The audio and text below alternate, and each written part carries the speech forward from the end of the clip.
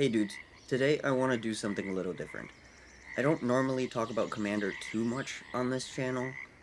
For one, there are just a ton of other content creators out there exploring Commander, and two, I just have other things I'd rather talk about. But that being said, it is my channel, and I can do what I want, and this little frog has been living in my head rent-free for months. So today I'm here to talk about Flubs the Fool. If you're not interested in Commander or Flubs the Fool, although I don't really understand how you could not be interested in this little guy, just look at him. But if you aren't, I recommend clicking off, and I'll see you in the next video, maybe. With that out of the way, let's talk about Flubs.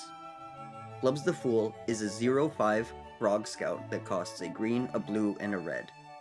While Flubs is on the field, you may play an additional land on each of your turns, and whenever you play a land or cast a spell, draw a card if you have no cards in hand.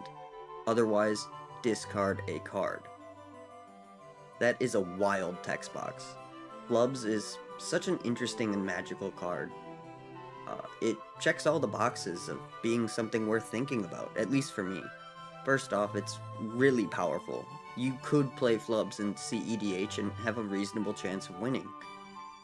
Second off, it's got a really good color identity, at least one I enjoy. It gives you access to some really solid win conditions, and the synergy pieces are great.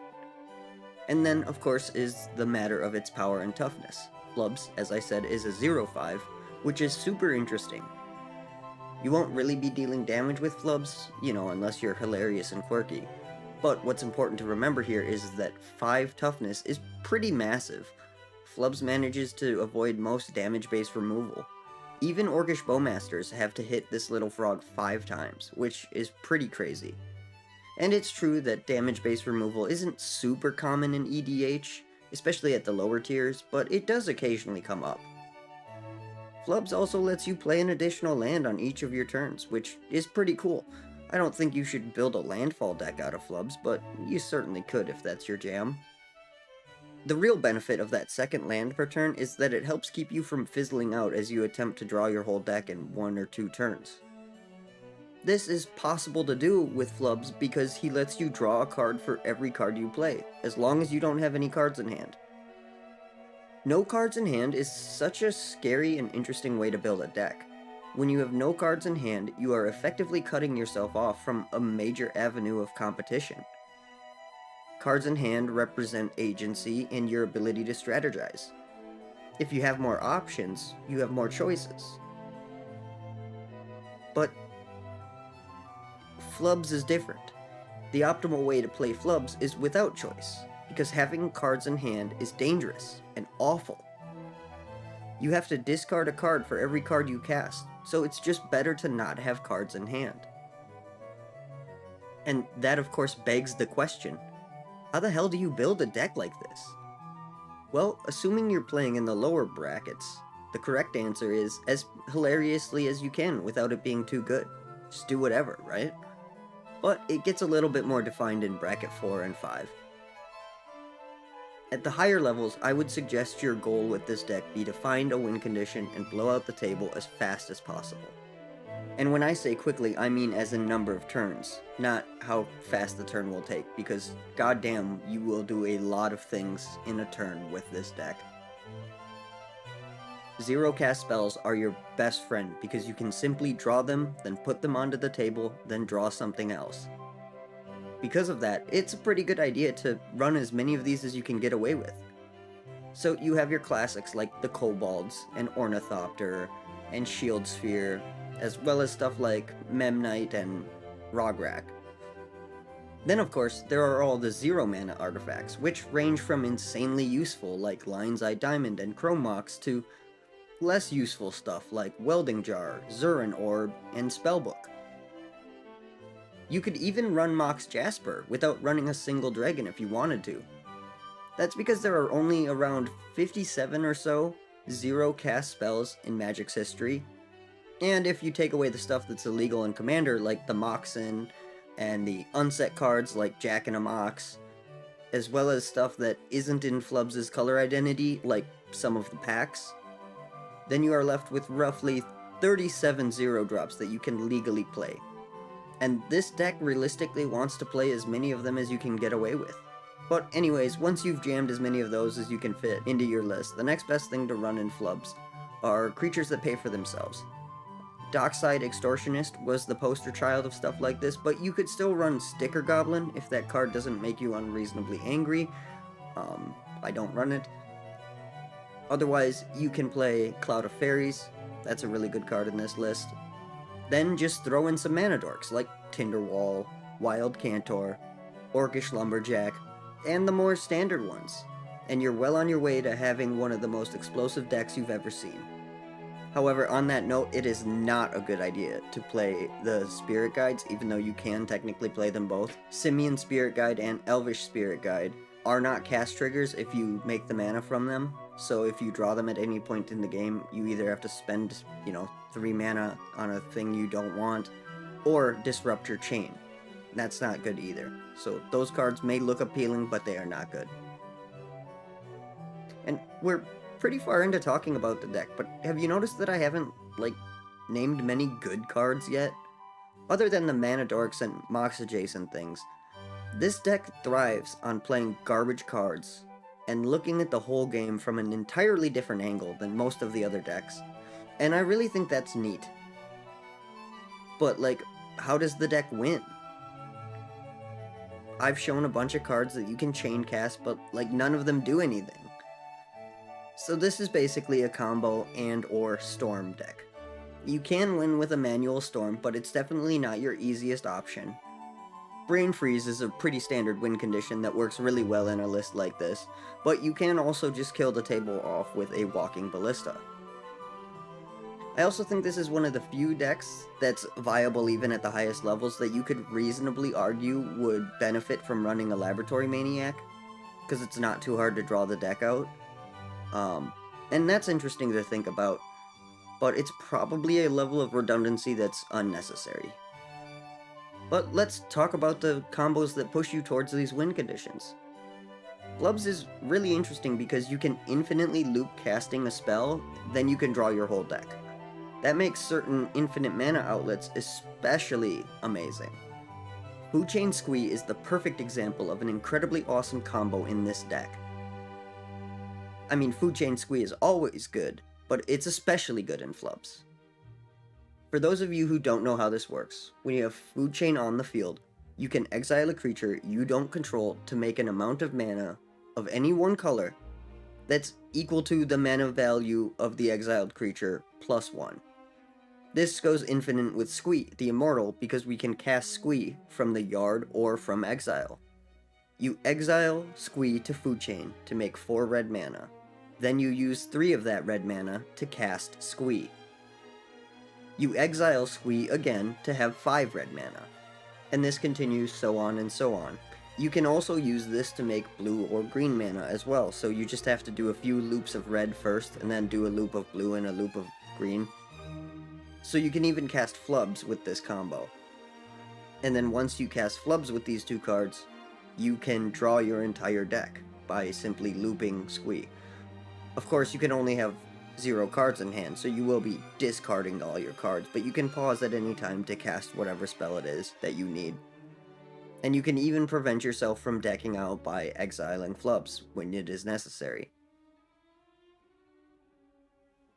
So you can use Flubs to find either your Brain Freeze or your Walking Ballista. Then you can loop Squee to either up your storm count or get the mana for Walking Ballista and kill the table with either Walking Ballista or Brain Freeze. Obviously, you can't cast the Brain Freeze with the Food Chain mana, but you don't need to. It's only 2 mana, and you'll likely have drawn most of your deck, which means you'll have drawn something that can generate you the mana necessary. Now, in my opinion, Food Chain Squee is the best win condition in this deck, but there are other options as well. You can churn through your list with Underworld Breach, Lion's Eye Diamond, and Wheel of Fortune. This works because Underworld Breach lets you cast cards from your graveyard. You just have to exile 3 cards. So you exile 3 cards for the Lion's Eye Diamond, you exile 3 more cards for the Wheel of Fortune, and then draw 7 cards, which coincidentally is more than enough cards to continue the loop. And you can use that to either find Food Chain Squee or just hit him with a Brain Freeze. You can also run 6 and Life from the Loam, 2 cards that are moderately effective on their own in this list, but with Flubs out you can draw your whole deck, so that's pretty cool. I've also seen people run Earthcraft and Shrieking Drake, but I don't actually like that combo in this list. It's definitely serviceable and in fact probably pretty good in most situations, but I do find that it leads to some pretty rough fail states that aren't fun to push through. I do run Earthcraft though, because I think it's such a useful card, even without combining it with Shrieking Drake. You run like every 0-drop Dingus in existence, and many 1-drop Dinguses too. So the card is hardly ever a dead draw, but it is better with Shrieking Drake because you can, draw your deck with Flubs and make a bunch of mana. It's fine to work through, it just adds some decision points that I don't like messing up, so I tend to just avoid it. There are also Displacer loops going around, which, yeah, sure, Displacer Kitten's a really good card, but, if you didn't know this, it costs 4 mana. That's 4 times more mana than 1 mana. And even 1 mana feels expensive in a deck list like this. I personally think that this combo, or this grouping of combos, is just too convoluted and requires you to run too many pieces that just aren't really good in the list, besides being combo pieces. I'm probably wrong on an objective level, because most of the CEDH lists I've seen do run Displacer Kitten, and it is a super powerful card.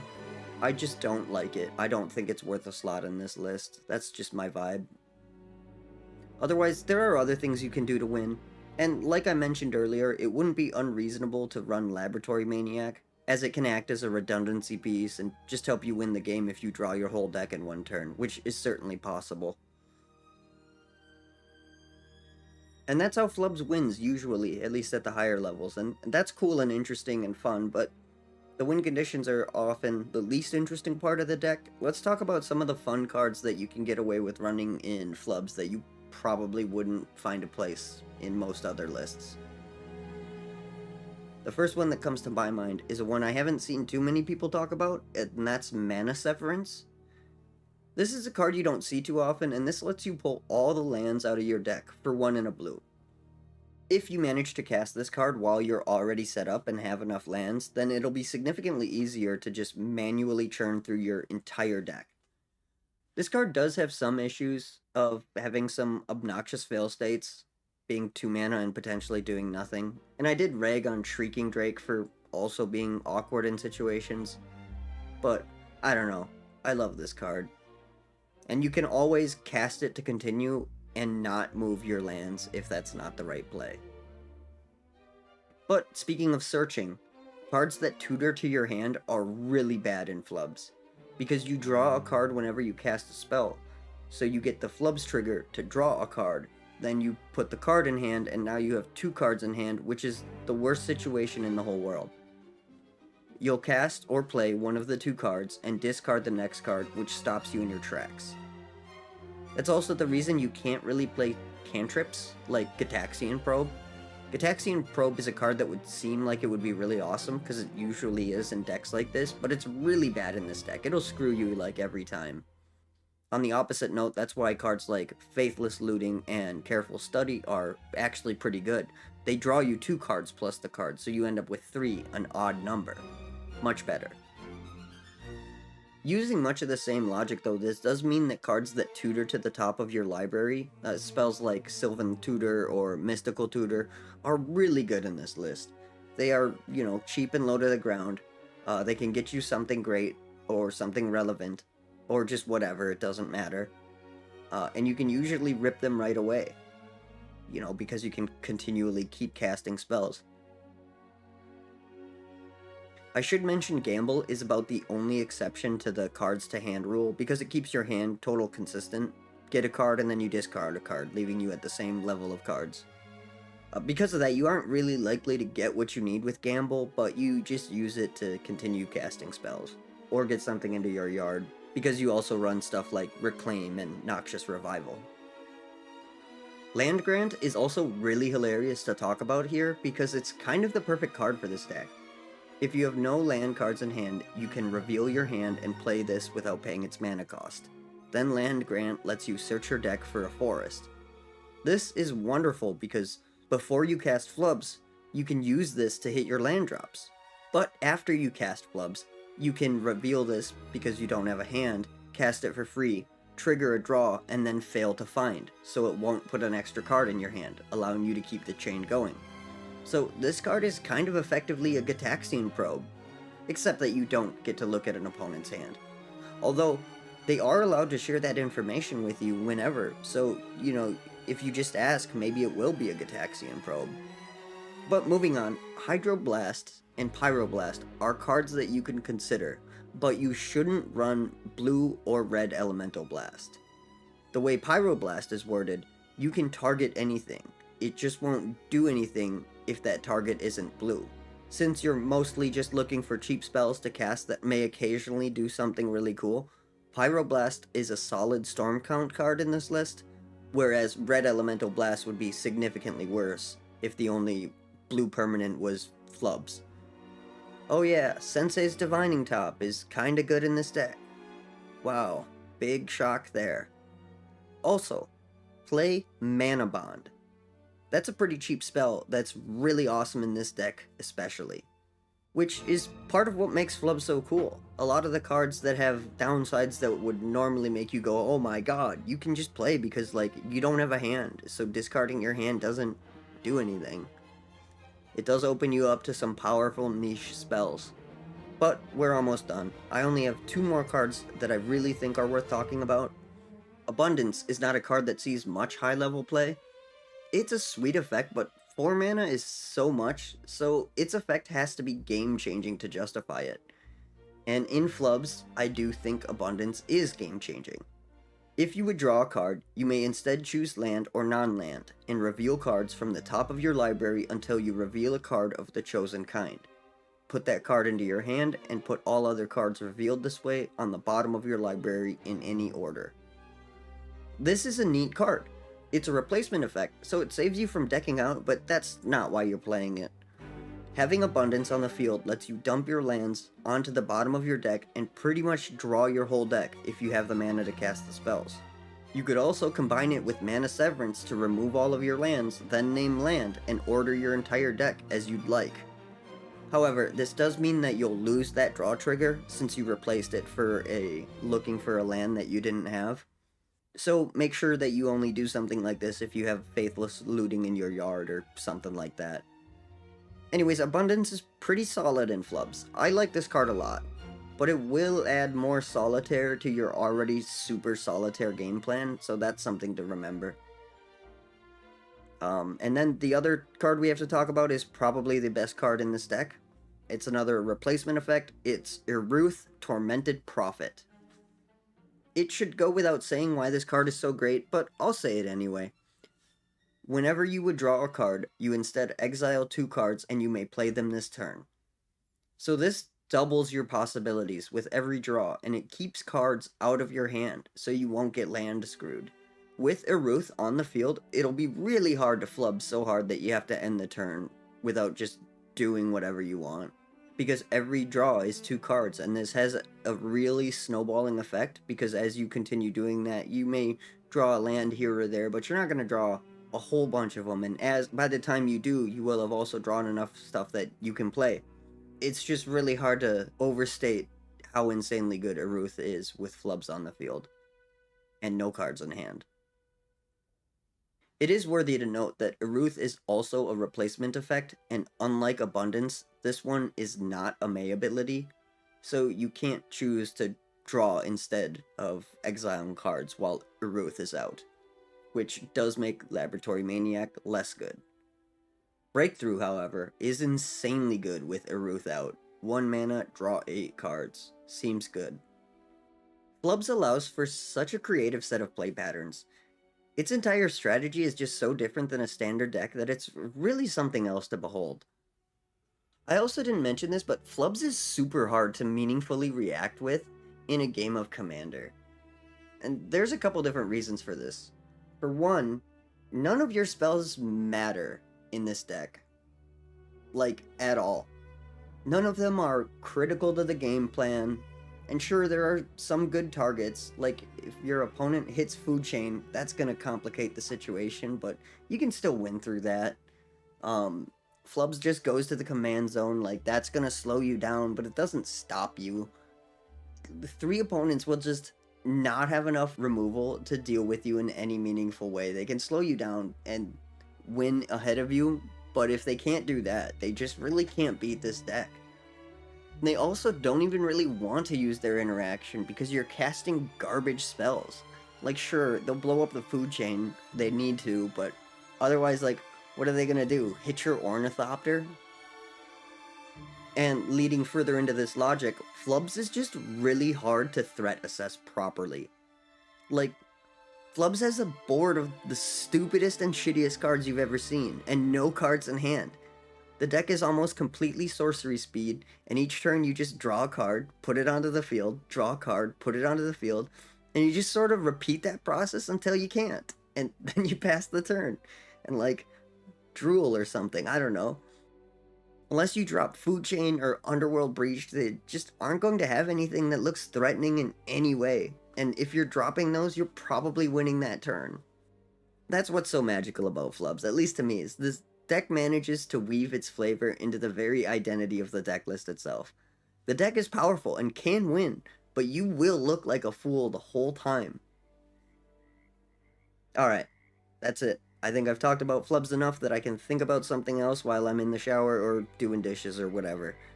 So, that's all I have for you today. Thanks for watching as I rambled about a frog card.